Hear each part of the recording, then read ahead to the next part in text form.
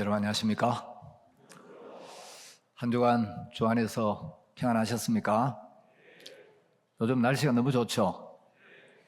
여러분 예배 오셔서 또 이렇게 말씀 앞에 있는 모습을 볼 때 너무 감사하고 한 분 한 분 이래 다 감사하지만 우리 윤상희 자매님, 윤상희 형제님 이렇게 오빠 동생이 구원받아 옆에 다 같이 예배 참석하는 모습을 보니까 너무 주님 앞에 감사하고 행복합니다. 오늘 우리 사도행전 8장 말씀을 읽겠습니다. 사도행전 8장 1절부터 8절까지 제가 읽겠습니다. 사울이 그의 죽임당함을 마땅히 여기더라. 그날에 예루살렘에 있는 교회에 큰 핍박이 나서 사도 외에는 다 유대와 사마리아 모든 땅으로 흩어지니라. 경건한 사람들이 스데반을 장사하고 위하여 크게 울더라. 사울이 교회를 잔멸할세 각 집에 들어가 남녀를 끌어다가 옥에 넘기니라. 그 흩어진 사람들이 두루 다니며 복음의 말씀을 전할세 빌립이 사마리아 성에 내려가 그리스도를 백성에게 전파하니 무리가 빌립의 말도 듣고 행하는 표적도 보고 일심으로 그의 말하는 것을 좇더라. 많은 사람에게 붙었던 더러운 귀신들이 크게 소리를 지르며 나가고 또 많은 중풍병자와 안전뱅이가 나으니 그 성에 큰 기쁨이 있더라. 거기까지 읽겠습니다. 오늘 우리 와와 자매가 이렇게 간증을 했습니다. 우리 와와 자매는 편의상 와와 자매라고 부르는데 원래 이름은 노와와의 자매인데 우리 미얀마에서 이제 한국에 와가지고 지난주에 국적 취득 시험을 이렇게 쳤는데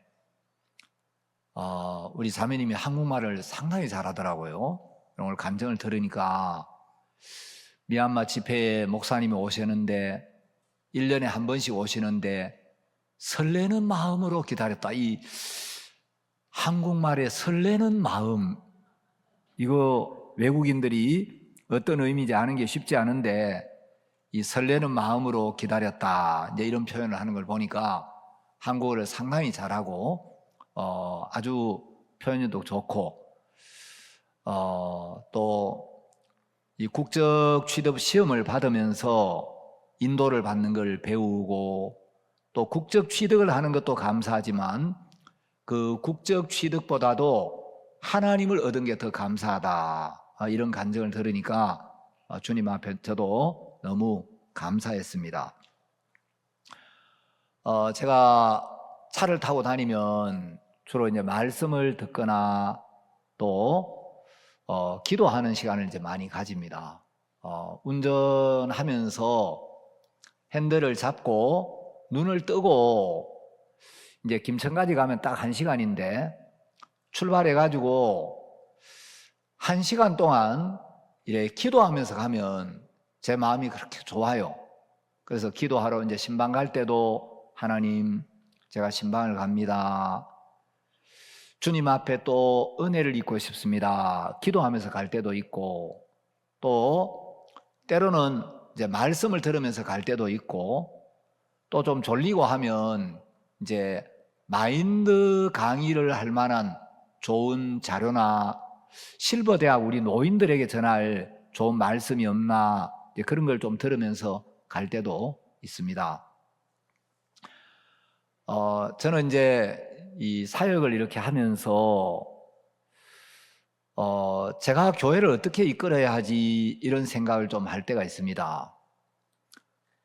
근데 이제 사단은 항상 어떤 일을 만날 때 나하고 자꾸 결부를 시켜요.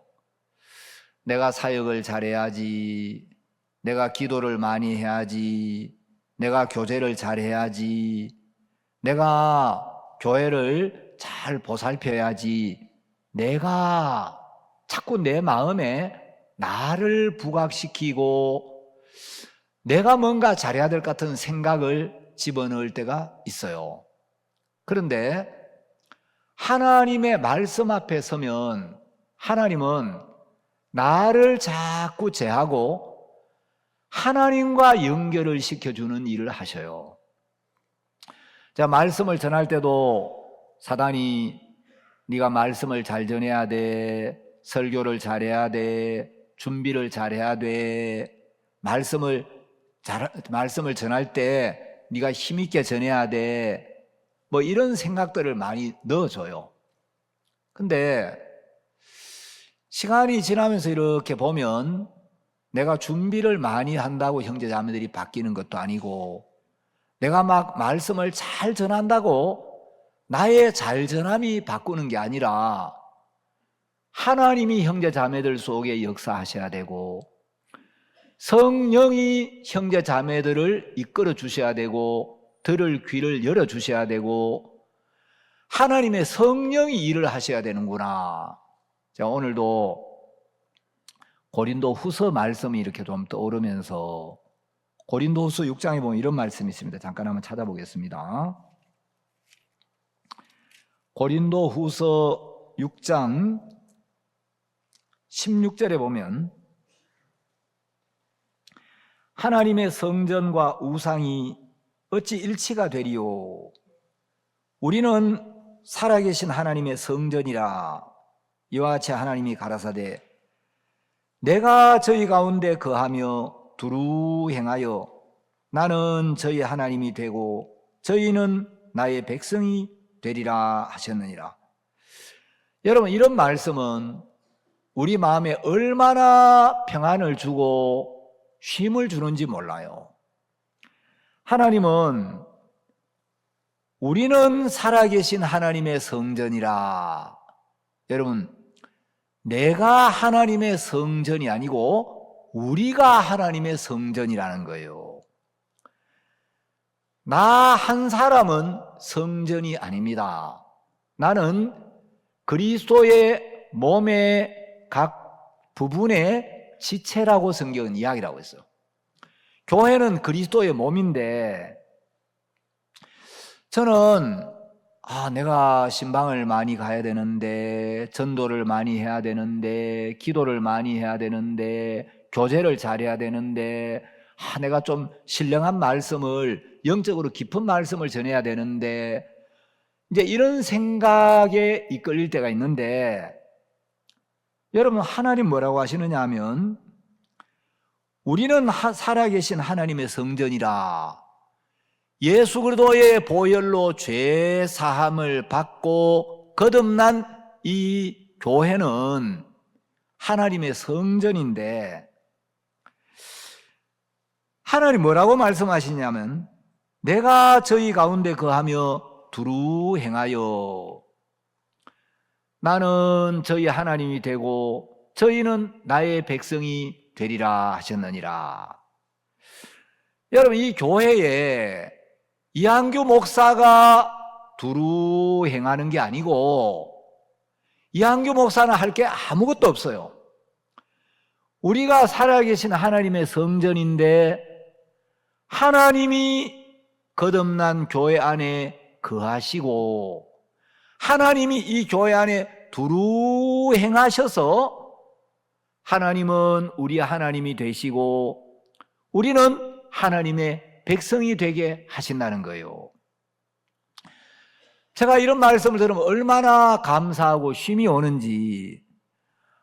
내가 뭐 신방을 부지런히 다니고 교제를 잘하고 신령한 말씀을 전해야 되는 게 아니고 이 교회 안에 하나님이 거하시고 하나님이 두루 행하시겠다는 거예요.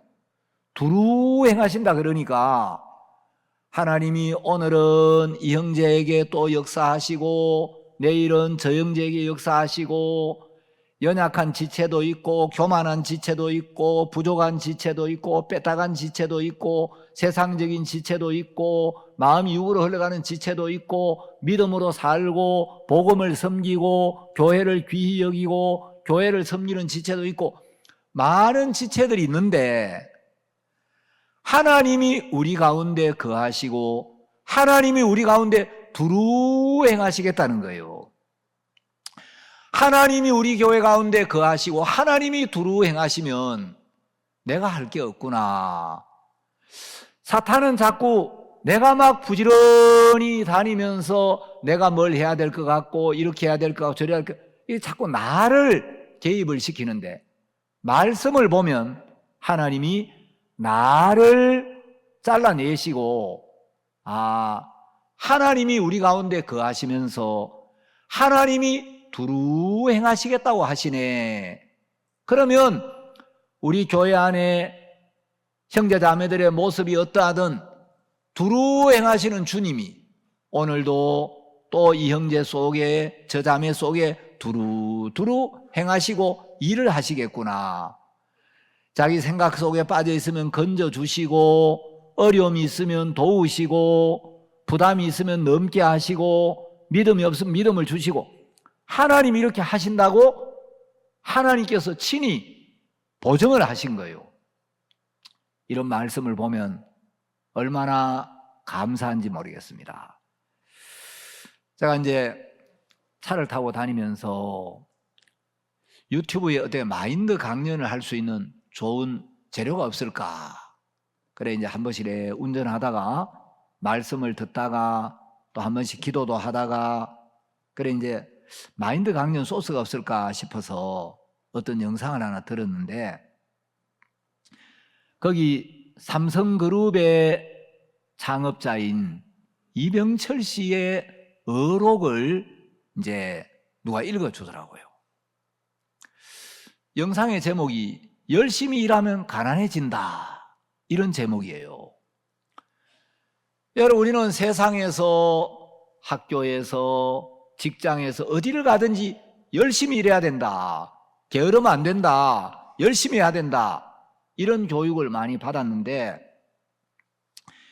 이 이병철 회장님이 사람들을 보면서 주변 사람들을 살펴보면서 어떤 사람은 아침에 일찍 일어나가지고 부지런히 일을 하고 굉장히 성실한데 가난에서 벗어나지를 못하고 일찍 일어나가지고 부지런히 일을 하고 성실하게 사는데 늘 가난하게 살고 가난에서 벗어나지 못하는 사람들이 있더라.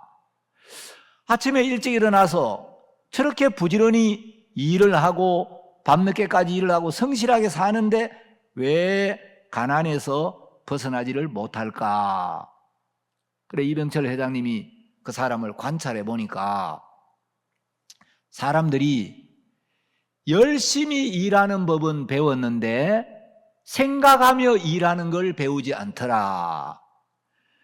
여러분 열심히 일하는 것도 중요하지만 더 중요한 건 생각하면서 일하는 법을 배워야 되는데 이병철 씨는 이야기하기를 세상은 성실한 사람에게 상을 주지 않는다. 방향을 아는 사람에게 상을 준다.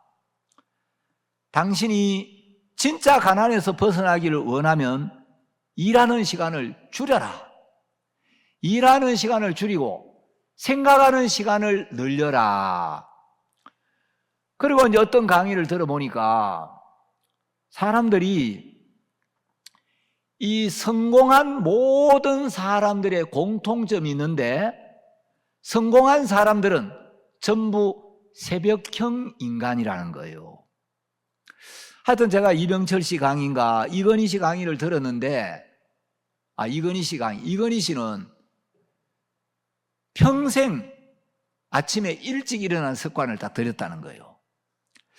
그래서 처음에 일찍 일어나려고 하니까 잘 안 되는데 아침에 5시면 딱 일어나는 이제 훈련을 했는데 처음에는 5시에 일어나려고 하니까 힘들고 잘 안 되고 이랬는데 한 달 정도 자기 육과 싸워보니까 한 달 아침에 5시에 일어나는 훈련하니까 이게 되더라는 거예요.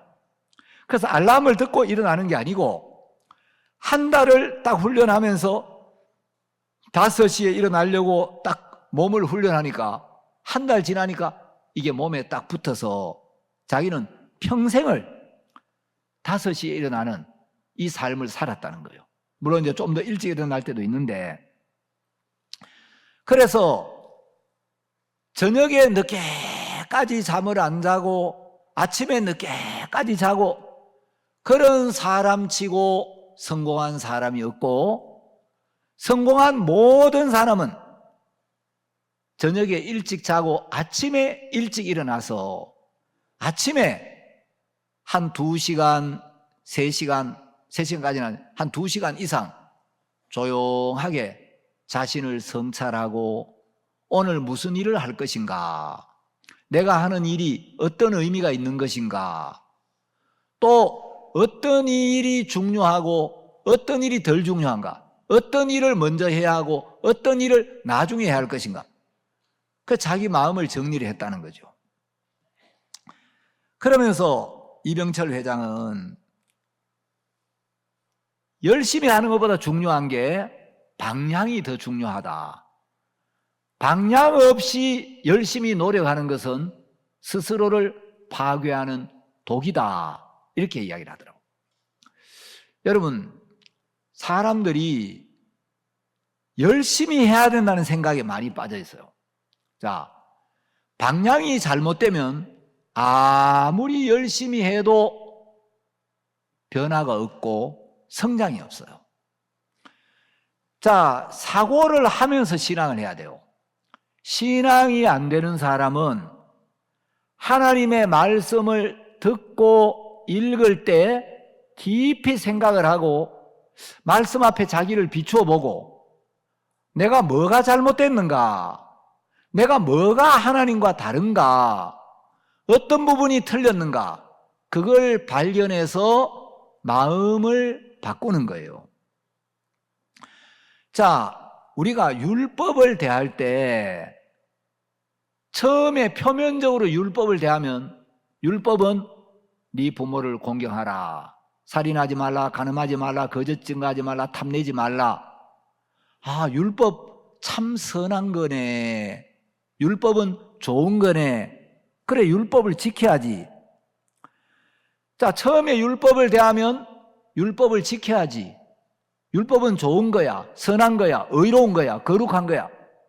그런데 율법을 조금 지켜보면, 말씀을 좀 더 깊이 대해보면 예수님은 요한 1서 3장 15절에서 그 형제를 미워하는 자마다 살인하는 자니 살인하는 자마다 영생이 그 속에 거하지 아니하는 것을 너희가 아는 바라.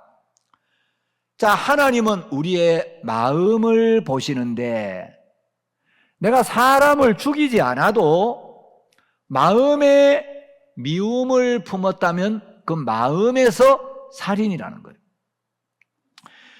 마태복음 5장 27절에 보면 누구든지 여자를 보고 음욕을 품는 자마다 27절은 또 간음치 말라 하였다는 것을 너희가 들었으나 28절에 나는 너희에게 이르노니 여자를 보고 음욕을 품는 자마다 마음에 이미 간음하였느니라.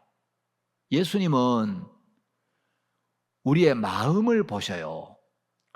세상 법은 내 마음에 미움이 부글부글 끓어도 어떤 사람을 막 죽이고 싶을 정도로 미움이 가득 차도 실제로 내가 사람을 죽이지 않으면 마음에 가득 찬 미움을 보고 심판하지는 않습니다. 그러나 예수님은 네가 마음에 누구를 미워하면 마음에서 너는 살인한 거야. 넌 살인자야. 네가 간음을 하지 않아도 네 마음의 음욕을 품으면 너는 마음으로 이미 간음한 사람이야. 그래서 요한복음 8장에 나오는 그 여자처럼 너도 돌에 맞아 죽어야 해. 자, 율법을 잘 모를 때는 율법 지키면 되지. 율법 지키는 건 좋은 거지. 근데 율법을 좀 더 깊이 알면 미워만 해도 살인이고 음욕만 품어도 간음이다. 또 성경은 골로새서에 보면 탐심은 우상숭배라고 돼 있어요. 그리고 야고보서 2장 10절에 보면 누구든지 온 율법을 지키다가 그 하나에 그치면 모두 범한 자가 된다. 자, 우리가 율법을 쭉 지켜나가다가 그 율법 중 하나를 어기면 하나님은 전부 다를 어겼다는 거죠. 그래서 율법을 지켜서 의롭게 되려면 내가 태어나서부터 죽을 때까지 단 한 번도, 단 한 가지도 율법의 모든 규정을 어기지 않고 완벽하게 지켜야 되는 거예요. 그래서 이제 율법을 정확하게 알면, 아, 율법 지키는 게 어렵구나. 좀 더 율법을 지켜보면 율법을 지키는 건 불가능하구나. 내가 율법을 지켜서 율법의 행위로 하나님 앞에 의롭게 되는 건 불가능하구나. 나는 율법 아래서는 저주를 받을 수밖에 없구나. 그래서 저주 아래 있는 자기의 비참한 모습을 깨닫고 마음을 낮추어서 하나님, 난 정말 부족한 인간입니다. 연약한 인간입니다. 악한 인간이고 가증스러운 인간이고 더러운 인간이고 부끄러운 인간인데 하나님, 이런 나에게서 당신이 뭘 받을 수 있겠습니까? 이런 내가 어떻게 하나님을 섬길 수 있겠습니까? 하나님이 나를 긍휼히 여기사 하나님이 내 죄를 씻어주시고 하나님 나를 의롭게 해주시면 제가 의롭게 되겠습니다. 제가 하나님의 은혜를 입고 싶습니다. 그 마음으로 오기를 바라는 거예요. 자, 근데 오늘날 많은 사람들이 율법을 지켜야 한다는 이쪽의 마음의 방향이 맞추어져 있어서 지키지도 못하면서 율법을 지키려는 그 방향에서 하나님의 은혜와 긍휼을 구하는 쪽으로 방향이 돌이켜지질 않는 거예요. 회개가 안 되는 거예요.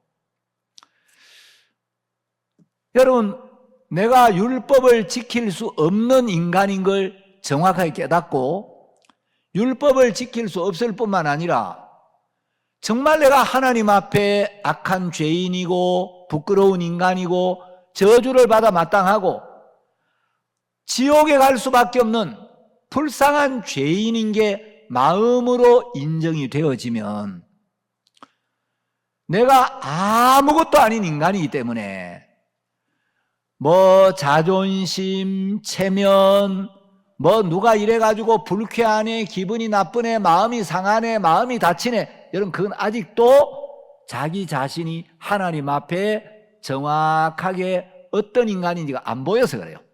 하나님 앞에 자기를 세워보지 않고 사람 앞에 아직도 옳은 게 남아있어서 그렇다는 거죠. 자, 그래서 방향이 잘못되면 열심히 하는데 결과는 실패인 거예요. 여러분, 우리가 돈을 버는 사람들도 기업의 오너들도 그냥 훌륭한 대기업의 오너가 되는 게 아니고 무조건 열심히만 해야 되는 게 아니라 하면서 자기를 성찰해 보는 거예요. 아, 내가 성실하게 사는데 열심히 하는데 왜 이렇게 내 삶에 변화가 없을까? 방향이 잘못됐구나. 그래서 이병철 씨는 이야기하기를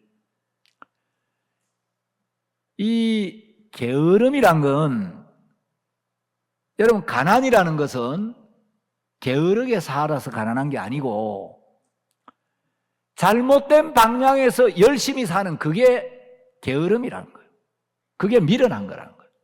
방향이 잘못됐는데 열심히 하는 거예요. 율법을 지킬 수가 없는데 율법을 지키려는 그쪽 방향으로 마음의 포커스를 맞추어 놓고 계속 율법을 지키려고 애를 쓰는데 해보면 안 되잖아요. 그러면 이제 이 구원을 못 받은 사람들은 율법을 온전히 지키는 것도 아니고 전혀 못 지킨다고도 생각을 안 하고 하나님의 율법 앞에 있는 게 아니라 자기식으로 변형시킨 율법을 가지고 있어요. 하나님의 율법은 우리에게 완벽을 요구해요. 그런데 하나님의 율법 앞에 자기를 딱 세워보면 나는 빵점이구나.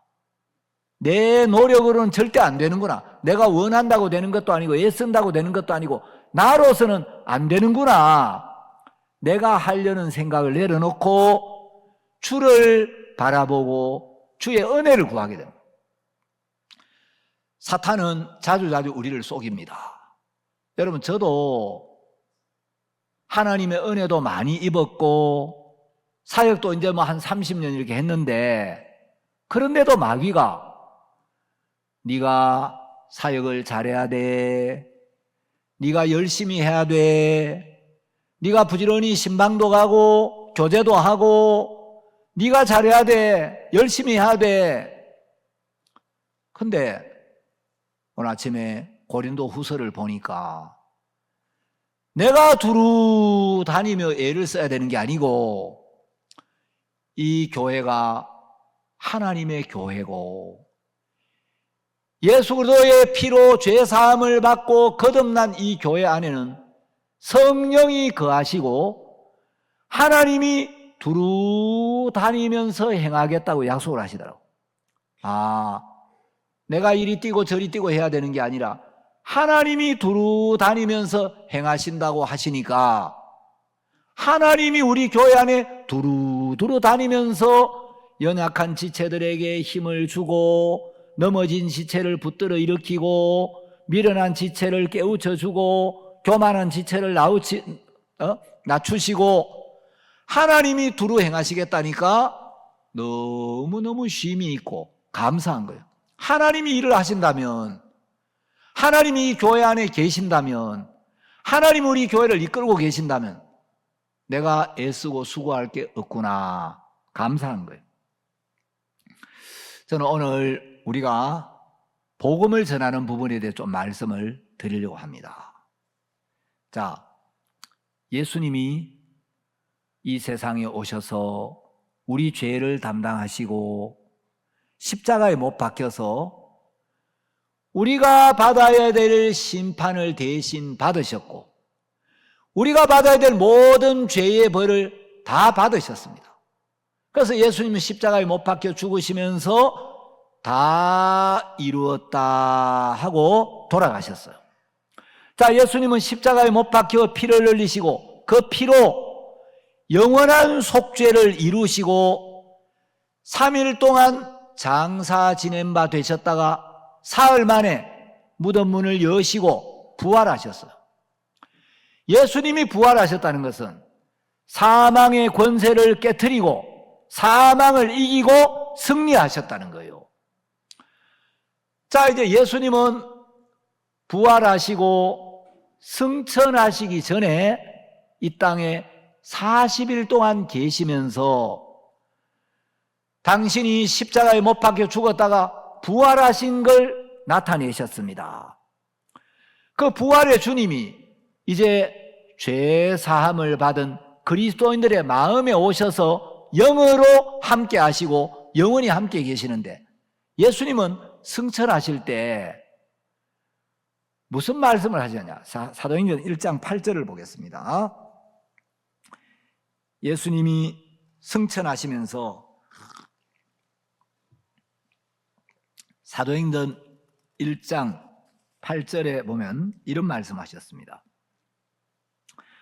오직 성령이 너희에게 임하시면 너희가 권능을 받고 예루살렘과 온 유대와 사마리아와 땅끝까지 이르러 내 증인이 되리라 하시니라.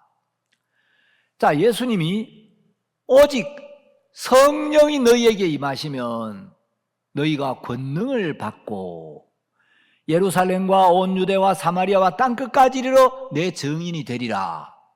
자, 여러분, 이 성경을 보면 내 증인이 되라는 율법을 주신 게 아니고 성령이 임하시면 너희들의 행위가 어떠하든 너희들의 모습이 어떠하든 너희들의 생각이 어떠하든 너희들의 조건이 어떠하든지 간에 성령이 임하시면 너희가 권능을 받고 그 성령에 의해서 예루살렘과 온 유대와 사마리아와 땅끝까지 이르러 내 증인이 되리라.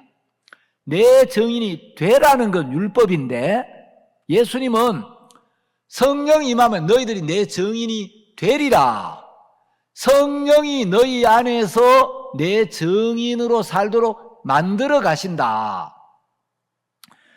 자, 예수님께서 성령이 임하시면 예루살렘과 온 유대와 사마리아와 땅끝까지 이르러 내 증인이 되리라 하고 말씀을 하셨는데, 예수님이 승천하시고 사도행전 2장에 보면 오순절에 예루살렘에 있는 성도들에게 성령이 내려와요.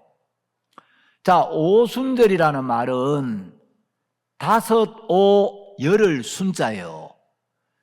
자, 한 달을 초순, 중순, 상순이라고 하죠. 하순이라고 하죠. 자, 이 순은 열을 순자예요. 그 오순은 5 곱하기 열흘이니까 50. 그래서 오순절이란 말은 50일째 되는 절기.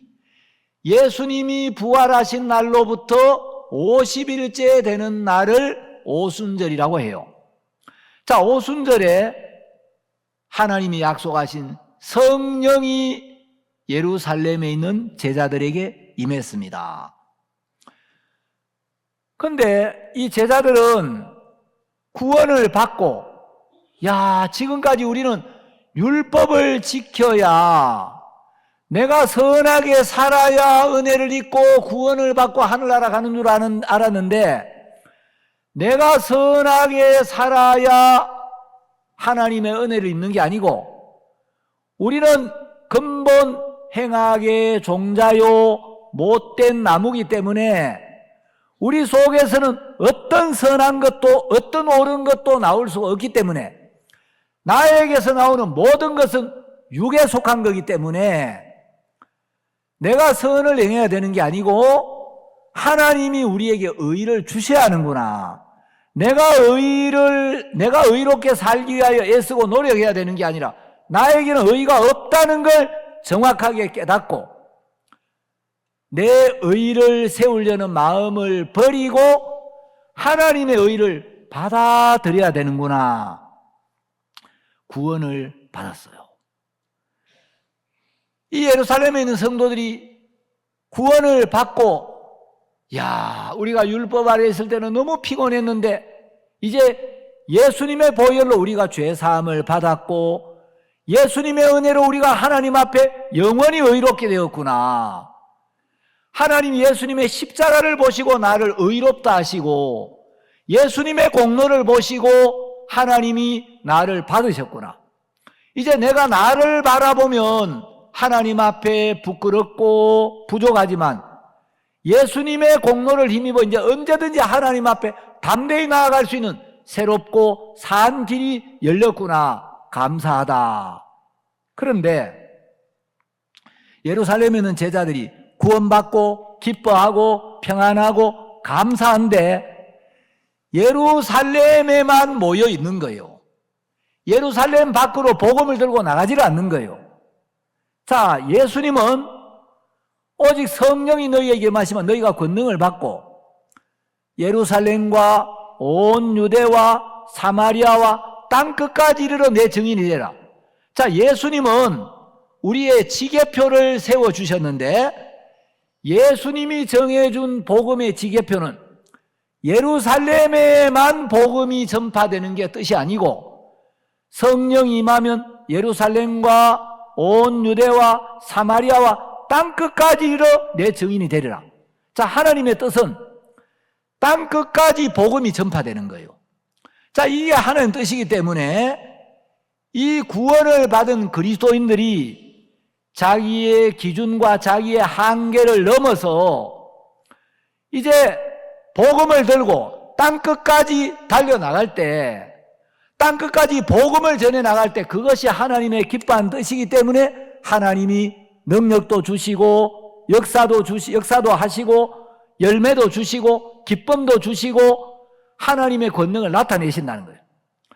자, 복음을 전파해 나갈 때 하나님이 은사도 주시고 능력도 주시고 건강도 주시고 복음을 전해 나갈 때 땅끝까지 복음을 전파할 때 그게 하나님이 기뻐하는 뜻이기 때문에 하나님의 약속과 하나님의 뜻을 따라 복음을 전해 나갈 때 그 복음을 위해, 복음 때문에 하나님이 기뻐하는 뜻을 따라 은사도 주시고 능력도 주시고 지혜도 주시고 만 가지로 도우신다는 거예요.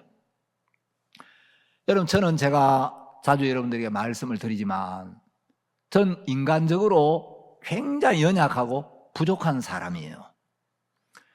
저는 몸도 약했고 집도 가난했고 제가 머리가 좋은 사람도 아니고 마음도 굉장히 약해서, 여러분 이한규 목사 은사 삼심이 뭔지 아시죠?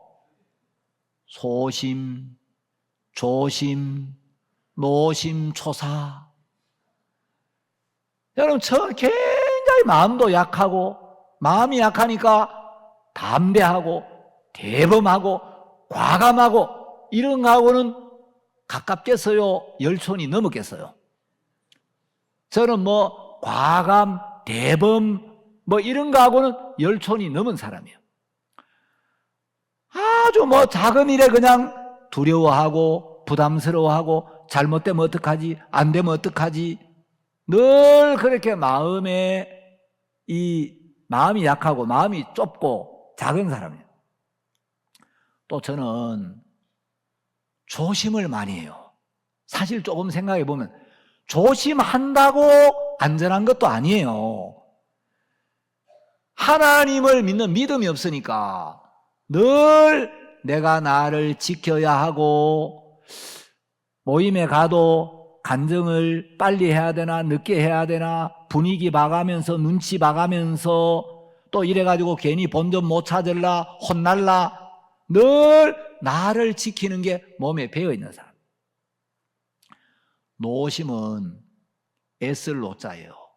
아무것도 아닌데, 별것 아닌데 그런 것 때문에 마음을 졸이고 꽁꽁 앓고 근심하고 막 잠을 못 이루고 애쓰고, 제가 이런 사람인데, 여러분 나는 연약한데 어느 날 제가 죄사함을 받고 성령이 제 마음에 오셨어요. 교회 안에서 인도를 받고 가르침을 받고 다스림을 받고 훈련을 받고 양육을 받다 보니까 세월이 지난 뒤에 제가 너무 달라져 있는 거예요. 저는요, 이 큰 교회에, 이런 교회 목사가 돼가지고 이런 말씀을 전할 사람이 아니에요. 제가 그린 제 인생의 그림에는 내가 목사가 된다, 복음 전도자가 된다, 이건 있을 수 없는 그림이에요. 제가 신학교를 갈 때 많은 부담이 있었는데, 만일에 뭐 어찌됐든 간에 이것저것 다 놔두고 만일에 나 같은 사람이 전도자가 된다면 이거는 나로 말미암은 게 아니고 100% 이거는 하나님의 작품이야. 이건 하나님으로 된 거야. 내게 있는 조건으로는 전도자가 될 싹수가 아예 없었어요. 근데 저 같은 사람이 사역자가 돼가지고 복음을 전하고, 여러분 CLF의 수많은 해외 거물급 목사님들 앞에서 말씀을 전하고 너무너무 감사한 거예요. 여러분, 어떻게 이런 삶이 이루어지느냐 하면 성령이 너희에게 임하면 너희가 권능을 받고, 여러분도 성령을 받았습니까? 대답이 시원찮네. 성령 받은 사람은 10명밖에 없는 것 같네. 여러분 안에 확실하게 성령이 오셨다 그러면 손 들어봐요. 손 안 드는 사람, 예, 아무도 없네요. 다 성령이 오셨습니까? 여러분, 성경은 오직 성령이 너희에게 임하시면 너희가 권능을 받고, 자, 성령은 받았는데 권능은 받았어요? 대답이 시원찮으시네. 여러분 속에 권능이 임했어요? 권능은 복음을 향해 달려나갈 때 나타나요. 권능이 있는데 발을 내딛고 부딪히지 않으면 이 권능이 안 나타나, 있는지 없는지를 몰라.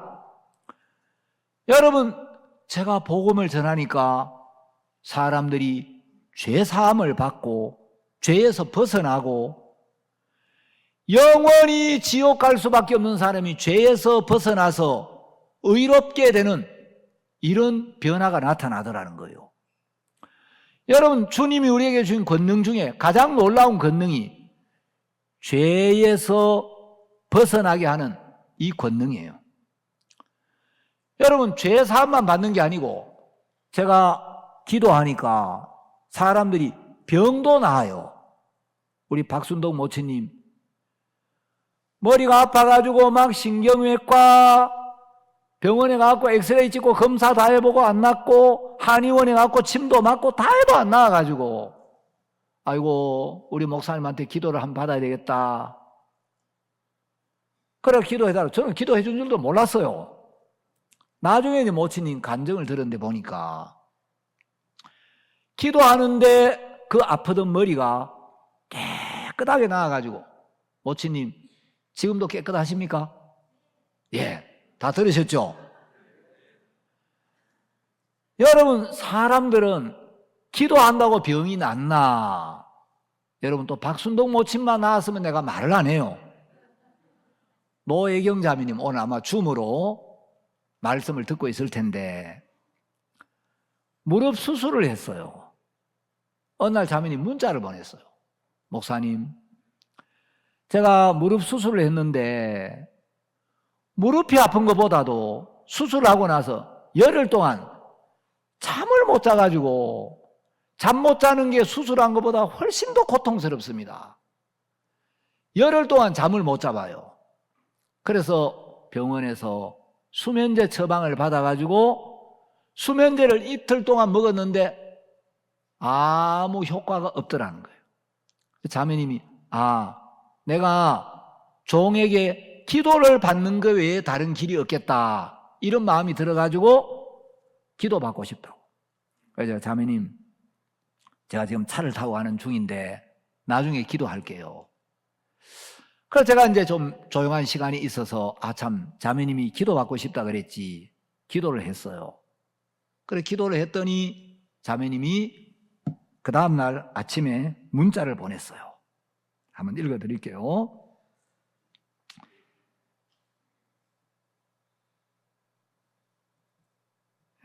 잘 안 찾아지네. 자매님이 이제 기도받고 그 다음날 저한테 문자를 보냈는데 뭐라고 보냈냐면은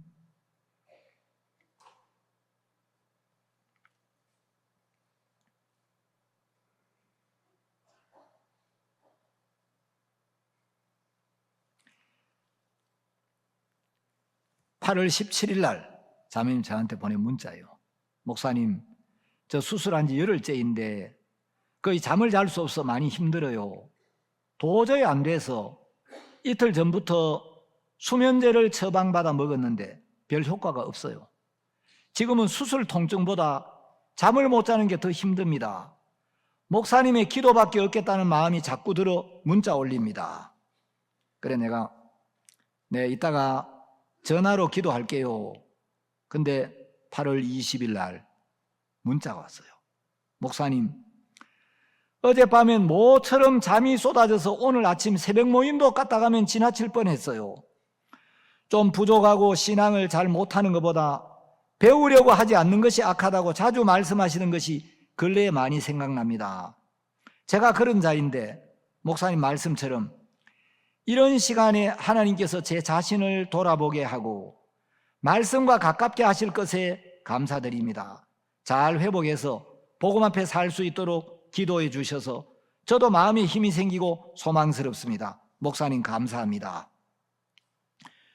여러분, 수면제 이틀 먹는 것보다 하나님의 성령이 임해서 받는 기도에 더 권능이 있어 없어요? 있죠? 산 증인이 우리 노자매님이라요. 너무너무 감사합니다. 자, 하나님의 말씀은 살아있습니다. 여러분, 하나님께서 성령이 너희에게 임하시면 너희가 권능을 받고 그랬기 때문에 성령이 임하면 권능이 임해요. 구원받은 모든 사람에게는 하나님의 권능이 있어요. 자, 육신의 병만 낫는 게 아니고, 뭐 우리 여러분 아시겠지만 이연아 자매님 폐쇄공포증, 김미숙 자매 공황장애, 정신과 치료를 5년 동안 받고 우울증 약을 5년 동안 먹었는데, 제가 자매님을 불러놓고 하나님은 말씀을 통해 일을 하시고 사탄은 말씀과 다른 거짓된 생각을 집어넣어서 그 생각을 따르고 그 생각으로 우리를 속인다. 하나님의 말씀 앞에 우리를 세워서 내 생각을 버리고 하나님의 말씀을 그대로 받아들이면 하나님이 만가지로 도우시고 일을 하신다. 1시간 딱 교제했는데 자매님 마음에 말씀이 그대로 믿음으로 오면서 공황장애에서 완전히 벗어나고, 그날부로 약을 버렸는데 약을 먹을 때보다 훨씬 더 밝고 기쁘고 행복하게 사는 거예요. 여러분, 마음의 병도 말씀이 들어가면 깨끗하게 나아요. 자, 헬렌 자매님 간증 들었죠? 자매님이 일거리도 적고 아이고 수입도 적어서 원래는 작정 물질도 못 드리겠다. 그래서 재정 맡은 장로님한테, 장로님, 원래는 제가 해마다 물질을 이 정도 이렇게 작정해 드렸는데 원래는 절반밖에 못 드리겠습니다라고 말할까 하는데, 우리 짐 형제님한테 자매님 이야기를 했더니 짐 형제님이 나 그거 아멘이 안 된다, 불편하다. 아직까지 연말까지 한참 시간이 남았는데 우리가 주님이 계시는데 주님이 도우시면 되지, 왜 형편을 보고 그렇게 작정을 하나님 앞에 작정한 건데 형편 보고 안 하려고 하냐, 라고 불편하다. 그 자매님이 하나님, 제가 마음이 좀 무겁습니다. 제가 하나님 앞에 위로를 좀 받고 싶습니다. 오늘 교회 가면 당신의 종을 통해 내 마음에 꼭 필요한 말씀을 좀 듣게 해 주십시오. 교회를 왔는데 그날 제가 이사야 46장 3절 4절 말씀을 전했어요. 자, 한번 찾아보겠습니다. 이사야 46장 3절. 야곱 집이여, 이스라엘 집에 남은 모든 자여, 나를 들을지어다. 배에서 나무로부터 내게 안겼고 태에서 나무로부터 내게 품기운 너희여, 너희가 노년에 이르기까지 내가 그리하겠고 백발이 되기까지 내가 너희를 품을 것이라. 내가 지었은즉 안을 것이요 품을 것이요 구하여 내리라. 하나님은 우리가 노년에 이르기까지, 백발이 되기까지 내가 너희를 품겠다. 내가 너희를 지었기 때문에 내가 너희를 안을 것이요 품을 것이요 구하여 내겠다고. 자매님이 그날 말씀이 마음에 그대로 들어오더라는 거죠. 그런데 갑자기 미국에서 동생한테 연락이 왔고, 언니야, 정부에서 연금 신청하라고 연락이 왔어. 미국에 있을 때 그 연금 받으려고 오만 애를 써도 길이 안 열려 포기했는데 10년이 넘었는데 포기하고 왔는데 갑자기 연락이 와가지고 연금 신청을 했는데, 미국 정부에서 전화도 오고 인터뷰도 하고 신청을 다 해가지고 서류가 복잡한데 그걸 보냈는데 다시 연락이 왔더래요. 신청을 다시 하라고. 아니, 했는데 왜요? 2달 전에 연금법이 바뀌어가지고 당신이 신청한 연금보다 배를 받을 수 있게 됐으니까 2배로 신청하라고. 그러니까 자매님이 이제 평생 살아있는 동안은 매달 먹고 사는 거 걱정 안 하도록 미국 정부에서 한국에 있는 자매님한테 은혜를 베푸시는 거라. 여러분, 하나님 말씀은 백발이 되기까지, 노년에 이르기까지 그리하겠다고 약속을 하셨고, 말씀을 그대로 받으니까 말씀대로 하나님 일을 하셨습니까? 안 하셨습니까? 이 말씀이 거짓말이에요? 이 말씀이 참이에요? 말씀이 참이에요. 우리 박호우 형제가 제가 오니까 마음이 굉장히 어려워가지고 아버지가 사업한다고 막 사업을 많이 벌려가지고 빚을 잔뜩 지고 아버지가 많은 재산을 물려줘야 되는데 큰 빚을 물려주시고 너무 큰 은혜를 입혀주고 간 거예요. 그 빚이 너무 많아가 빚더미 위에 앉아가지고 박 형제가 막 마음이 힘들어가지고 아버지가 저질러 놓은 일이니까 누구한테 원망도 못하고 어려운데 교제를 하러 나왔어요. 제가 출애굽기 22장 말씀으로 쭉 교제를 했어요.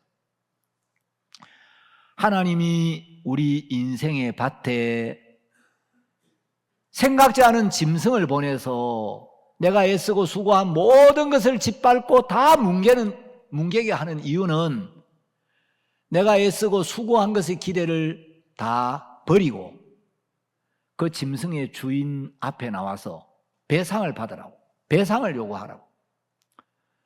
그래서 그 짐승이 바로 마귀고 우리 인생의 밭을 짓밟는 사탄인데, 그때 그 짐승을 부리는 짐승의 주인이 바로 하나님인데 하나님 앞에 나와서 당신이 짐승을 풀어가지고 우리 이 밭을, 내가 애쓴 걸 쑥대밭을 만들었으니까 배상해내라고.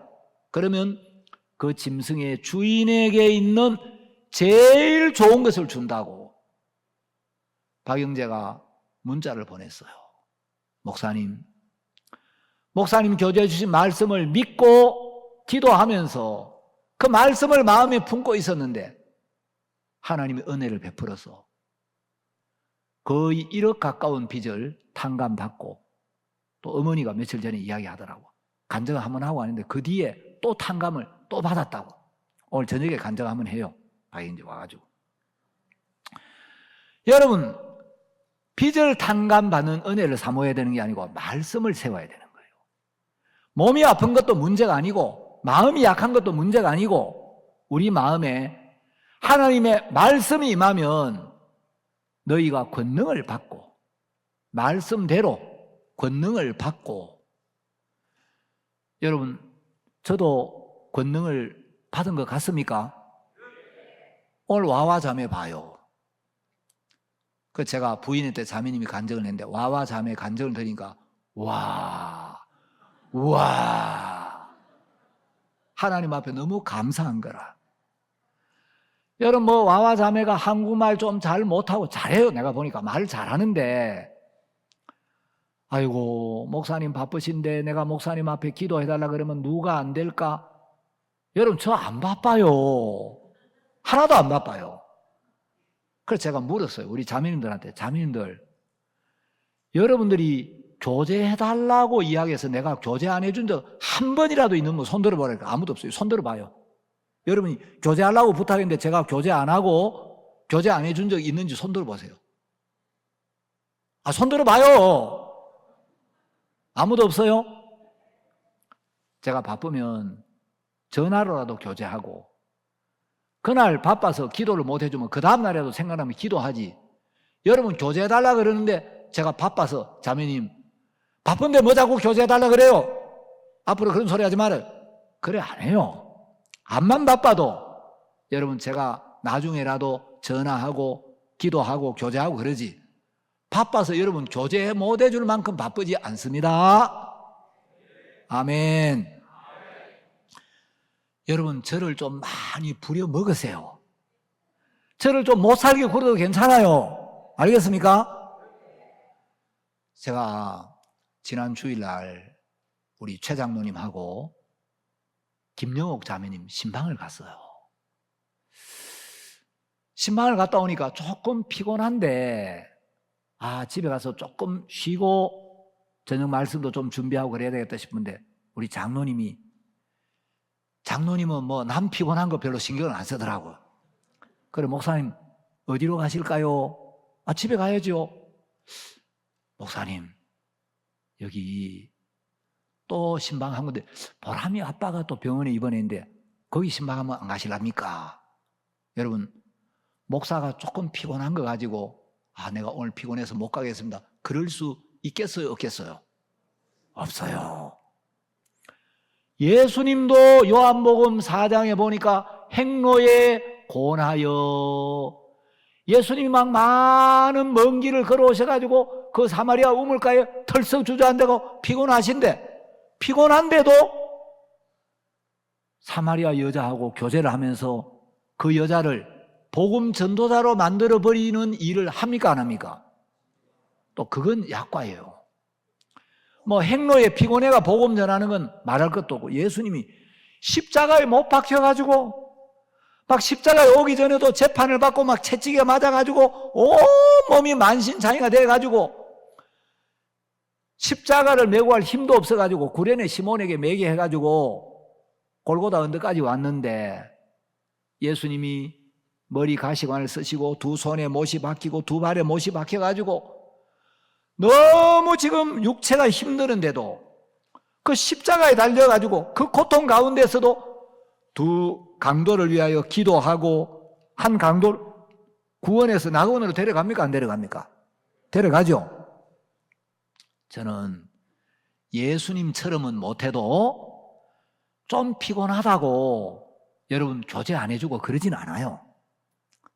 그래서 자매님이 목사님이 바쁘신데 기도해달라 그러면 누가 안 될까? 그래서 우리 집 사람한테, 사모님 목사님한테 기도 받아도 돼요? 그럼 되지.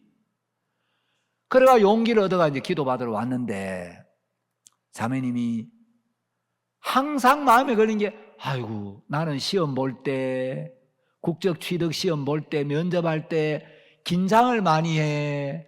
나는 긴장을 잘해. 그런데 주문한 것도 아닌데 목사님이, 하나님 와와 자매가 시험을 볼 때 긴장하지 않게 해주시고 평안한 마음으로 시험을 볼 수 있도록 해달라고.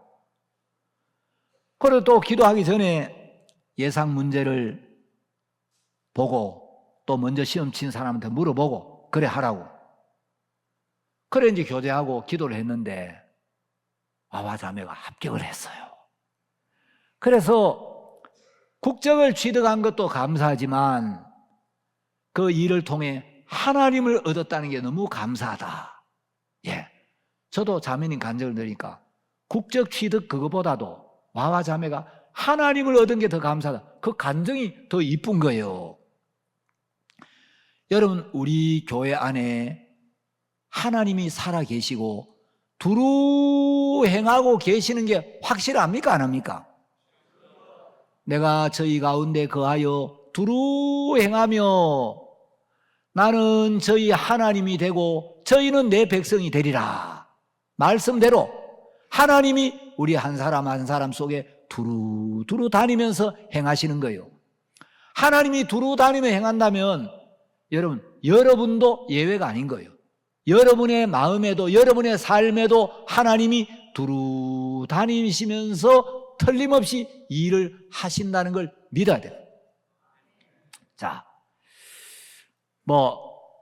감사한 간증을 하자면 끝이 없는데, 여러분, 오직 성령이 너희에게 임하시면 너희가 권능을 받고, 우린 다른 거 아무것도 없어요. 복음을 듣고 죄사함을 받고 성령을 마음에 모셨더니 하나님이 우리에게 권능을 주시고 우리 교회 안에 너무 놀랍게 복되게 일을 하고 계시더라. 자,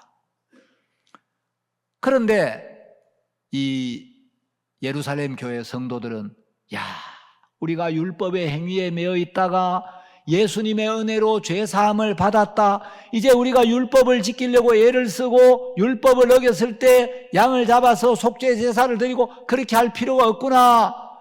이제 예수님의 보혈을 힘입어 언제든지 하나님 앞에 담대하게 자유롭게 아무 거리낌 없이 나아갈 수 있는 길이 열렸구나. 감사하다. 구원을 받고 감사한데 하나님의 뜻 앞에 마음이 있지 않고 그들의 기준 속에 그들의 한계 안에 머물러 있는 거예요. 예루살렘 안에 마음이 머물러 있는 거예요. 자, 사도행전 1장 8절은 예루살렘에 머물러 있어야 되는 게 아니고 예루살렘을 넘어 온 유대로 사마리아로 땅 끝까지 복음을 전해 나가야 된다는 거예요. 그게 하나님 뜻이에요. 오직 성령이 너희에게 임하면 너희가 권능을 받고 예루살렘과 온 유대와 사마리아와 땅 끝까지 이르러 내 증인이 되리라. 자, 이 예루살렘 성도들이 이 말씀을 받아서 이 말씀을 품고 이 약속, 이 뜻을 따라 복음을 들고 우리가 예루살렘에만 있으면 안 되는구나. 하나님이 예루살렘과 온 유대와 사마리아와 땅 끝까지 이르러 내 증인이 되리라 하셨기 때문에 복음을 들고 유대로 나가고 유대 지경을 넘어서 사마리아에도 복음을 전하고 사마리아를 넘어서 땅 끝까지 복음을 들고 나가면 이게 하나님이 기뻐하는 뜻이고 하나님과 마음이 하나가 되기 때문에 복음을 들고 달려나가면 복음을 전파하면 하나님이 복음 전하는 데 필요한 지혜도 주시고 은사도 주시고 능력도 주시고 기쁨도 주시고 열매도 주시고 간증도 주시는구나. 이걸 깨달아야 되는데 이 예루살렘 교회의 성도들이 구원은 받았는데 감사한데 좋은데 예루살렘을 넘어가질 않는 거예요. 예루살렘을 벗어나질 않는 거예요.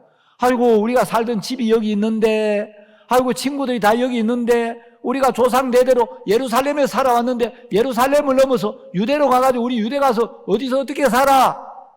그들의 생각을 넘어가질 않는 거예요. 자, 그래서 어떤 일이 나냐? 여러분, 하나님은 예루살렘과 온 유대와 사마리아와 땅 끝까지 이르러야 되는데, 그래서 땅 끝까지 복음을 들고 나가야 되는데 예루살렘에만 모여가지고 막 그 핍박 속에서 조심해 들키면 감옥 가. 사울이 지금 막 위협과 살기가 등등해가지고 예수 믿는 사람들 막 잡아 넣으려고 하는데 조심해야 돼. 우리끼리 기도하고 교제하고 안 들켜야 돼. 이러고 있는 거예요. 그래서 하나님이 예루살렘에 어떤 일을 하시느냐. 자, 사도행전 8장으로 다시 돌아가겠습니다. 자, 사도행전 8장 1절은 빌립이 복음을 전하다가 돌에 맞아 죽으면서 사울이 그의 죽임당함을 마땅히 여기더라. 그날에 예루살렘에 있는 교회에 큰 핍박이 나서 사도 외에는 다 유대와 사마리아 모든 땅으로 흩어지니라. 자, 예루살렘에 있는 교회에 큰 핍박, 큰 어려움이 왔어요. 구원받은 교회인데 구원받은 교회에 왜 큰 어려움이 오고 큰 핍박이 오느냐? 구원받은 교회 안에 큰 기쁨이, 큰 평안이 있어야 되는데 엄청난 어려움이 온 거예요. 왜 이런 어려움이 오느냐? 예루살렘 교회 성도들은 구원을 받고 구원받은 것에 만족하고 머물러 있지 하나님의 뜻 앞에 있질 않는 거예요. 하나님의 뜻은 사도행전 1장 8절이에요. 오직 성령이 너희에게 임하면 너희가 권능을 받고 예루살렘과 온 유대와 사마리아와 땅 끝까지 복음을 들고 나가서 그리스도의 증인이 되는 것인데 그들 구원받고 지옥 안 가는 것으로 만족하고 그걸로 감사하다 그러고 핍박 받을까봐 두려워하고 감옥에 잡혀갈까봐 자기 몸을 사리고 있지. 하나님의 뜻을 따라 발을 내디디면 우리가 복음을 전해 나가면 복음을 전파하면 이게 하나님이 기뻐하는 뜻이구나. 하나님이 기뻐하는 뜻은 복음을 전하는 거기 때문에 우리가 복음을 전하면 하나님이 핍박도 이기게 하시고 어려움을 선으로 바꾸시고 문제를 해결하시고 은사도 주시고 열매도 주시고 기쁨도 주시겠구나. 그런데 예루살렘 성도들은 복음을 들고 예루살렘을 넘어가지를 않는 거예요. 그들의 기준과 한계 안에 있는 거예요. 그래서 하나님이 예루살렘 교회에 큰 핍박이 나게 했어요. 예루살렘에서 살고 싶어도 살 수가 없도록 엄청난 어려움이 오게 해가지고 큰 핍박이 오게 해가지고 사도들 외에는 전부 유대와 사마리아로 흩어지는 거예요.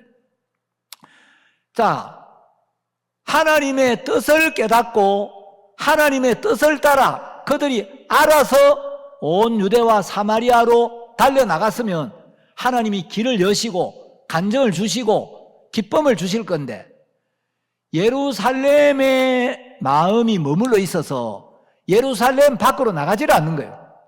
그래서 하나님이 이 예루살렘에 큰 핍박을 주셔서 온 유대와 사마리아로 땅끝까지 복음을 전하도록 하나님이 이렇게 할 수밖에 없는 거예요. 핍박이 안 오면, 어려움이 안 오면 예루살렘에 있고 싶어도 있을 수가 없는 큰 어려움을 허락지 아니하면 예루살렘 밖으로 나가지를 않으니까 하나님이 예루살렘에 큰 핍박을 허락하셔서 사도들 외에는 전부 유대와 사마리아로 흩어지도록 한 거예요. 그리고 막 이제 스데반이 죽고 사람들이 스데반을 위하여 크게 울고 3절 사울이 교회를 잔멸할세 각 집에 들어가 남녀를 끌어다가 옥에 넘기니라. 자, 예루살렘에 있으면 전부 감옥에 막 잡혀가고 이제 교회를 잔멸하고 감옥으로 들어가는 거예요. 예루살렘에 있으면 감옥으로 들어가는 거라. 구원받고 좋은데 감옥에 잡혀가는 거예요. 구원받고 구원은 감사한데 예루살렘에 있으니까 불안하고 두렵고, 그래서 이 사람들이 이제 흩어집니다. 자, 4절에 보시면 그 흩어진 사람들이 두루 다니며 복음의 말씀을 전할세. 여러분, 스스로 흩어지지 않으니까 하나님의 약속, 하나님의 뜻을 깨닫고 하나님이 기뻐하는 뜻을 따라 달려나가지 않으니까 하나님이 큰 핍박을 주셔가지고 예루살렘을 떠나 온 유대와 사마리아로 갈 수밖에 없도록 하나님이 흩어버린 거예요. 자, 이 사람들이 흩어졌습니다. 흩어진 사람들이 이제 두루 다니는데 유대로 이제 가서 예루살렘 밖으로 다 나갔으니까 유대로 갔습니다. 그리고 어디까지 가느냐? 5절에 보니까 빌립이 사마리아 성에 가는 거예요. 자, 사도행전 1장 8절하고 이렇게 연결해서 생각해 보니까 하나님 왜 이렇게 하는지 이해가 가시죠? 자, 하나님은 성령이 임하면 예루살렘과 온 유대와 사마리아와 땅끝까지를 복음이 그리스도의 증인이 되리라고 하셨기 때문에 하나님의 말씀은 반드시 이루어져야 돼요. 스스로 안 나가니까 그들의 기준, 그들의 관념, 그 예루살렘에 뿌리를 내리고 있는 이 육을 하나님이 깨트리고 잘라서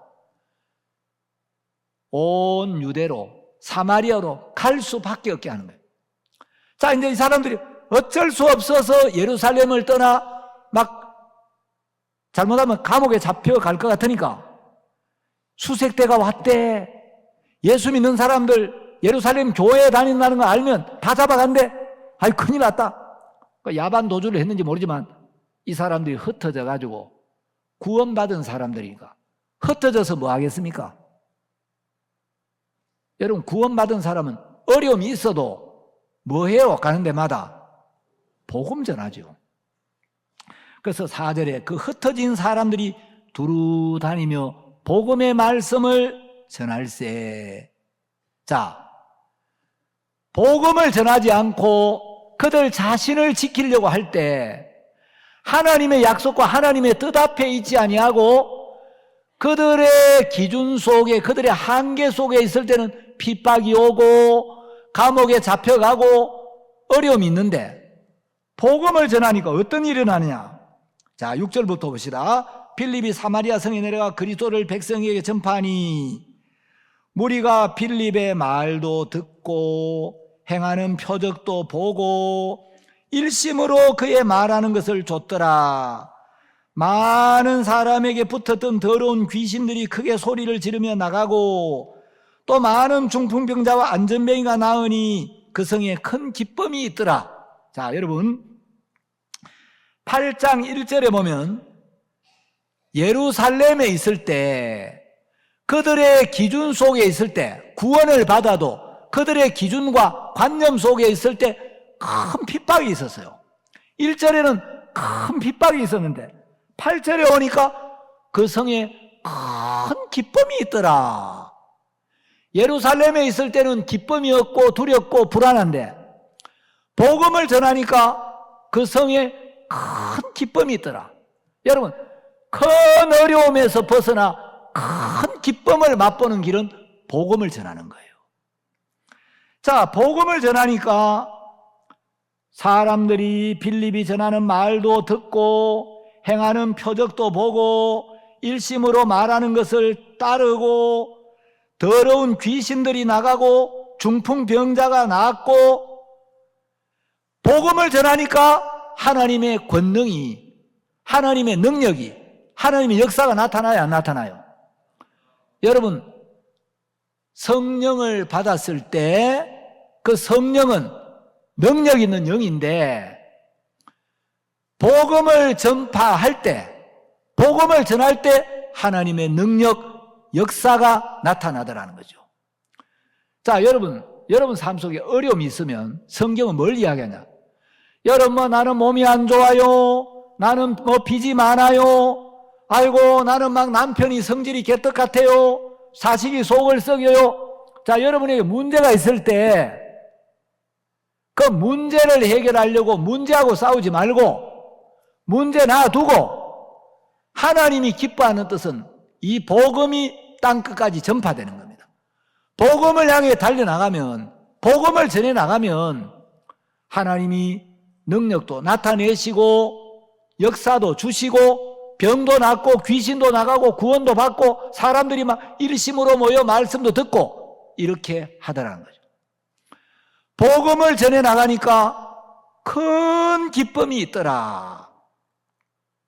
이번에 온두라스 사회개발부 차관님이 우리 교회에 오셨잖아요.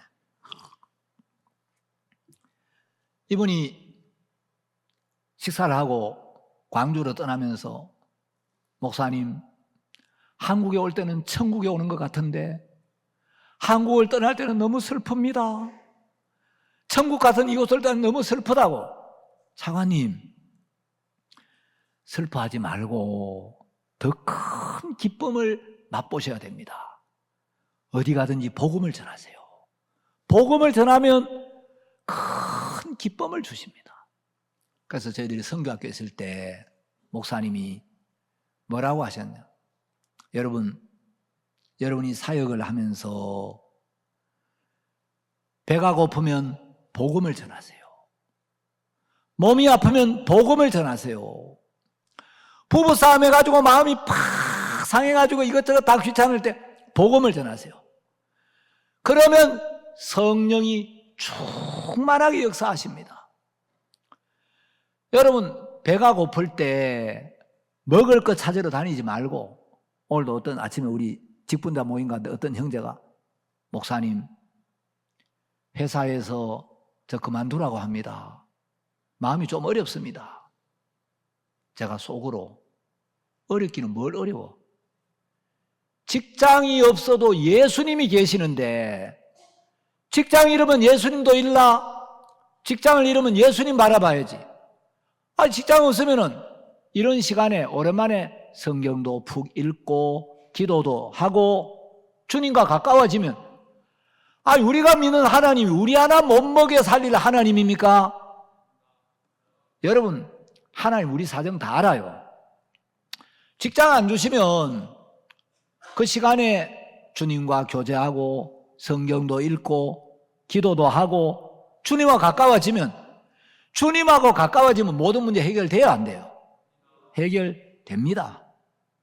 여러분, 큰 핍박이 있던 이 예루살렘 교회 성도들이 8절에 오니까 큰 기쁨이 있는 거예요.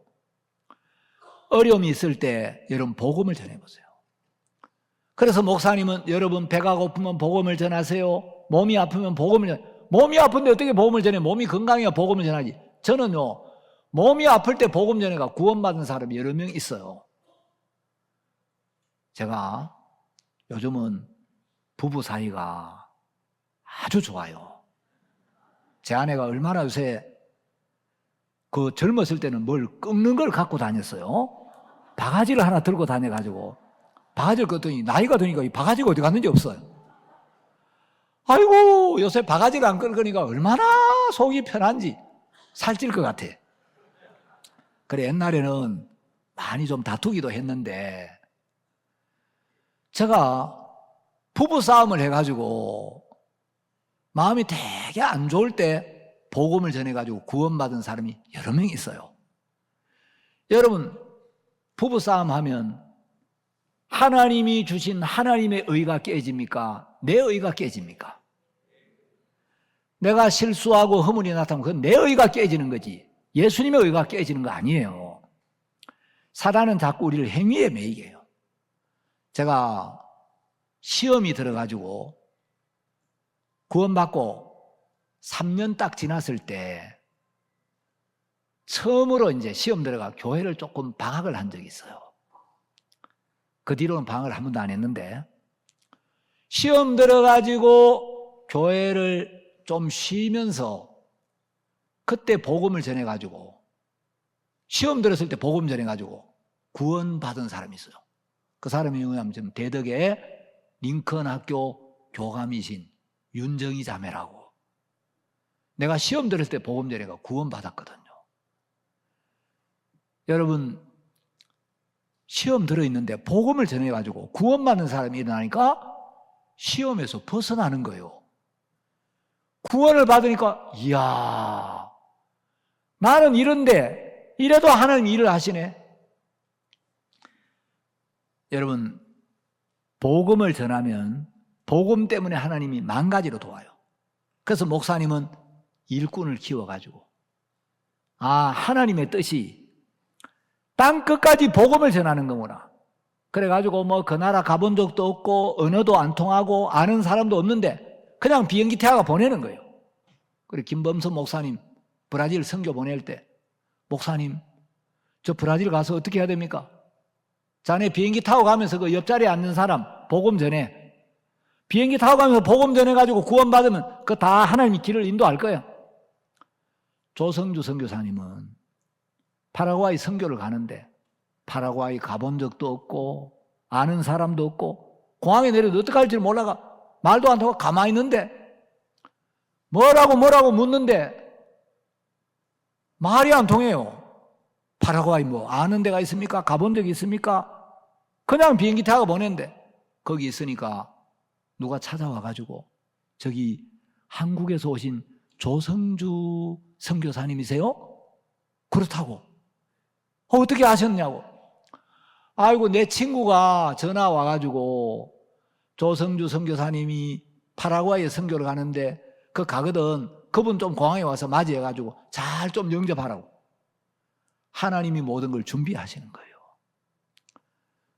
여러분 제 아들도 IT에 파송을 받아갔어요. 학교 다닐 때 워낙 공부를 열심히 해가지고 영어 선생님이 칠판에다가 고등학교 때 HOUSE 써놓고 자 이거 읽을 줄 아는 사람 전학을 갔는데 아무도 손을 안 들더래요. 우리 아버지가 발음 기호를 좀 가르쳐 주셨는데 HOUSE 저거는 100% 자신 없지만 좀 읽을 것 같은데 그 손을 들었대. 용기를 내어. 그래 한번 읽어봐. 호세 그랬더니 선생님이 출석부를 들고 와가지고 야 이 자식아 이게 하우스 이 자식아 이게 호세야 임마 너는 집에서 마우스도 이 자식아 모세라고 있나 이 자식아 그러면서 창피를 줘가지고 내가 다시는 영어 공부하나 봐라 그랬는데 고등학교 때 영어 하우스도 못 읽었는데 IT에 선교를 갔는데 제가 1년 뒤에 가니까 불어로 막 통역을 유창하게 하는 거예요. 도미니카에 갔는데 스페니쉬를 또 새로 배우는데 이거 제대로 배우나? 이번에 가니까 막 통역도 없이 막 잘 하는 거예요. 여러분 제 아들이 납치를 당했는데 복음을 전하니까 깽이 구원을 받아가지고 석방이 됐어요. 백인 아이패드를 어떤 학생이 훔쳐가지고 누명을 쓰고 감옥에 들어갔는데, 감옥에 들어 복음을 전하니까 감옥 문이 열렸어요. 여러분, 복음은 모든 것을 여는 맞는 키예요. 자, 하나님의 뜻은 땅끝까지 복음을 전하는 겁니다. 땅끝까지 이르러 내 증인이 되리라. 하나님이 우리를 구원하신 목적은 내가 죄사함을 받고 하늘나라 가게 하는 것도 있지만, 여러분이 어디를 가든지 그리스도의 증인이 되게 하는 거예요. 그리스도를 증거하는 사람이 증인이에요. 입을 열어 그리스도를 증거하지 않는 사람은 증인이 아니에요.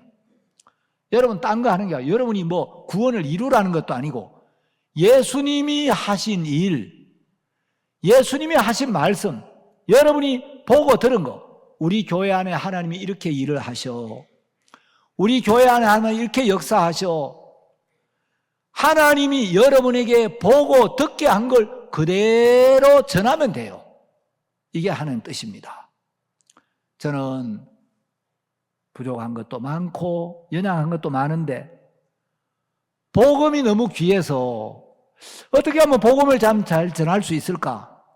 복음을 전하다 보니까 하나님이 해외에도 여러 나라에 가게 하셔가지고, 미국도 가고 일본도 가고 이스라엘도 가고 로마도 가고 아프리카도 가고 IT도 가고 온 세계에 다니면서 복음을 전하면서 사람들이 구원을 받고 기뻐하고, 복음 전하다 보니까 저는 저를 위한 뭐 안전장치는 아무것도 없어요. 저는 보험도 안 들고, 저는 모아놓은 돈도 없고, 제 통장에 아마 돈 뭐 얼마나 있는지 모르겠어요. 한 뭐 20-30만 원 있는가 모르겠는데, 제가 뭐 제 장래를 위해서 아무 대책도 없고 준비도 없어요. 그런데 세상 사람들은 자기를 위해서 많은 걸 갖추고 늘 염려하고, 아이고 내가 또 나이가 들면 어떡하지? 저는 아무것도 없는데 너무 편해요. 여러분이 복음을 전하십시오. 이제 지금까지 복음을 안 전해도 여러분의 모습, 여러분의 상태를 보지 말고 하나님의 뜻이 복음을 전하는 거구나. 땅끝까지 복음을 전파하는 게 우리를 구원하신 목적이에요. 복음을 전하는 하는 뜻이기 때문에 여러분이 복음을 향해 달려나가고 복음을 전하면 여러분의 삶 속에도 사람들이 여러분의 말을 듣고 일심으로 그 말을 쫓고 귀신들도 나가고 병도 낫고 여러분 문제가 해결되고 여러분의 마음에도 큰 기쁨이 있더라. 이렇게 일을 하신다는 거예요. 여러분 뭐 어려움이 있고 문제가 있으면 그거 해결하려고 하지만 그거 놔두고 문제는 하나님이 해결하고 여러분 하나님의 뜻을 따라 복음을 전해보세요. 잘 안 전해도 돼요. 그냥 교회 다니세요. 혹시 신앙생활 해보신 적 있으십니까? 그렇게 한번 물어봐요. 그래가지고 아유 나는 뭐 교회 다니다가 안 다녀요. 아 그러냐고. 여러분 복음을 전하면 복음을 전하는 게 하나님 기뻐하는 뜻이기 때문에 복음을 향해 달려나갈 때 하나님이 지혜도 주시고 말씀도 주시고 복음들을 사람도 주시고 은사도 주시고 능력도 주시고 열매도 주시고 여러분 마음에 큰 기쁨을 주신다. 복음을 전하면 매일매일 기쁨을 주시는 거예요. 기쁨이 없으면 돈 벌려고 하지 말고 복음 전해요. 여러분 복음 전하면 하나님이 세상이 알 수 없는 큰 기쁨을 여러분 모두에게 주시고 여러분이 구원을 받은 그리스도인이면 누구든지 복음을 전할 수 있도록 만들어놨어요. 약간의 훈련만 받으면 돼요. 여러분 기왕 그리스도의 군사로 부름을 받았는데 그리스도의 특전사처럼 살고 싶어요? 방위처럼 살고 싶어요? 예? KGB가 좋아요? 특전사가 좋아요? 이 대답 소리가 이래 시원찮으니까 전부 다 KGB만 다 모아놓은 거 같네. 여러분 구원받은 모든 그리스도인은 그리스도의 특전사예요. 우리 대구교회 형제자매들은 전부 복음의 특전사가 돼가지고 누구든지 나한테 사람 붙여주기만 해봐. 어떤 사람이 복음 전해가지고 구원으로 인도할 거야. 하나님 이걸 기뻐하셔. 하나님 반드시 도우셔. 그런 믿음을 가지고 부지런히 복음을 전하는 여러분이 되시기를 바랍니다. 오늘 말씀은 여기서 마치도록 하겠습니다.